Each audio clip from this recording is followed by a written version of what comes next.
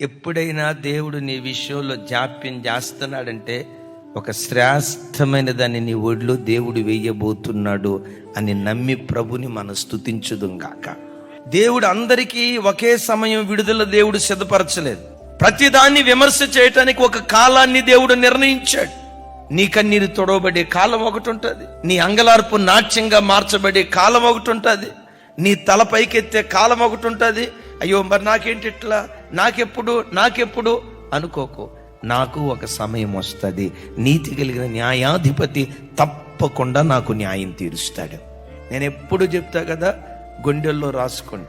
ఏ విశ్వాస అయితే ఎక్కువ నిందలు అనుభవిస్తాడు, ఎక్కువ అవమానం అనుభవిస్తాడు, ఎక్కువ కన్నీటిని అనుభవిస్తాడు, ఎక్కువ వేదన అనుభవిస్తాడో, ఎక్కువ శ్రమలు అనుభవిస్తాడో, వాడే భవిష్యత్ కాలంలో దేవుని యొక్క మహిమను ఎక్కువగా పొందుకోవటానికి దేవుడు కృప చూపిస్తాడు.